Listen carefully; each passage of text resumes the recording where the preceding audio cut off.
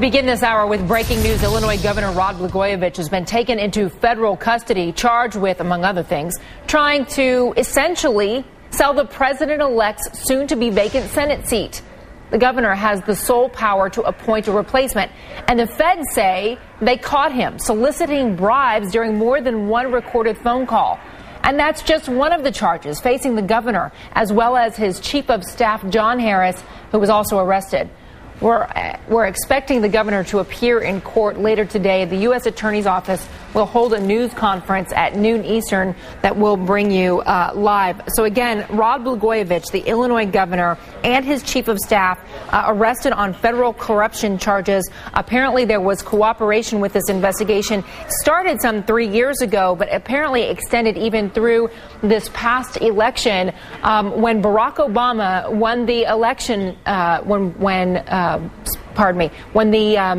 when the president-elect was first elected. Of course, that put the power by Rod Blagojevich, it put it in his hands to name Barack Obama's replacement. And now what the feds are alleging is that the governor was soliciting bribes in order to name Barack Obama's replacement. They say that they have that on several phone calls, and so we're waiting to hear from the feds what those phone calls recorded.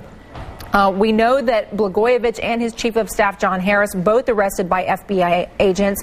Apparently, there was ongoing criminal activity, according to the feds, that they had conspired to get personal financial benefits for the governor by leveraging the fact that he has sole authority to name Barack Obama's replacement to the Senate. They say that he had threatened to withhold substantial state assistance to, for instance, a newspaper company in connection with the sale of Wrigley Field, that he wanted the editorial board members fired because they had been critical of the governor. So he was using his authority in ways that were inappropriate and perhaps illegal. The governor is 51 years old. Joining me now, CNBC's John Harwood. He's the chief Washington correspondent. This is going to rock, isn't it, John, the political world, when you have the sole power to name the replacement, the person who steps into the shoes of Barack Obama in the Senate because he's moving to the White House. And if the feds can prove this claim, they're alleging he was asking for money in return. This is jaw-dropping stuff, Contessa. You know, we've all thought we've seen some outrageous episodes of corruption. Remember Duke Cunningham, the revelations about bribes and inducements that he got in relation to military contracts and that kind of, federal pork sort of stuff. But the idea that this governor, if these charges are proven to be correct, was in effect selling this seat and seeking financial benefits overtly from people while trying to select Barack Obama's replacement, it is unbelievable, like nothing else I've ever seen. And it also goes to show you how the unexpected can step up and interfere with all of the best laid plans that Barack Obama has as he moves to Washington. We always talk about the unexpected in politics, Contessa, and the idea that something out of left field could somehow compromise his Barack Obama's message and simply interfere with his attempt to arrange a transition. This is a reminder of that. But Lynn Sweet joins me now as well. And Lynn, given that this is your home city of Chicago, did this really come out of left field? I mean, this was a long publicized corruption investigation. The part that comes out of left field for me is that it extends even past this particular election. He knew he was being investigated. Why would you allegedly do something like that? Well, the left field part is that he was engaged in crossing the line and dealing with the Senate seat and in threatening Tribune board members. This corruption investigation has been going on for a long, long time. Now, I think in Illinois, there are wide open campaign laws. There's no caps on anything. And sometimes, there's a way of what Rod Blagojevich, I believe, wanted to try to do is to pick a Senate candidate that could also help his political future. Now we know that it might have been that he wanted to help his financial future too. Now, it looks like he was trying to figure out what would have been okay is if he had picked a candidate who can help him raise money. That's stepped on the side that stays okay. You don't get in trouble with the law. You don't get arrested. What it appears that he might have done was to have tried to link directly and go over the line campaign contributions with the appointment of a Senate candidate. The way it might have worked, of course, is to pick somebody who had financial backers who could also be helpful to him. Okay, so they're going. The feds can take him into federal custody. They can charge him, but of course, there would have to be a trial. He has to be convicted. Oh, yeah. There's a long process to jump from being taken into federal custody to this.